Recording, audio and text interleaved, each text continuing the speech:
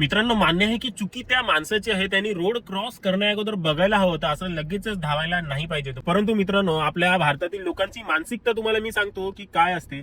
जर एखाद्या माणसाला गाडी टच झाली, या जर तर गाडीवाल्याची चुकी, भले त्या माणसाची चुकी असली, त्यांनी स्वतःहून उडी मारलेली असली, तरी लोक कोणाला बघणार? गाडीवाल्याला. मोठ्या टेम्पोची आणि गाडीची जर टच झाली एकमेकांना तर टेम्पोवाल्याची चुकी. मोठी कार आणि बाईक जर टच झाली एकमेकांना तर कारवाल्याची चुकी. आणि तसंच जर बघायला गेलं तर कार आणि टॅक्सी किंवा रिक्षामध्ये टच झाली, ऍक्सिडेंट झाला, तर ह्याच्यामध्ये चुकी नेहमी टुरिस्ट गाडीवाल्याची, रिक्षावाल्याची किंवा टॅक्सीवाल्याची मानली जाते. त्याच्यामुळे आपण देखील अशा बसला वगैरे क्रॉस करताना किंवा अशा नॅरो रोडवरनं जाताना थोडी काळजीपूर्वक गाडी घेऊन जाणं गरजेचं आहे. जेव्हा जेव्हा मी बसला असा ओव्हरटेक करून पुढे जाण्याचा प्रयत्न करतो, तेव्हा नक्कीच कोणी ना कोणी तिकडनं मागून किंवा पुढून बसच्या क्रॉस करत असतं. त्यामुळे आपण देखील स्वतः थोडीशी काळजी घेणं गरजेचंच आहे.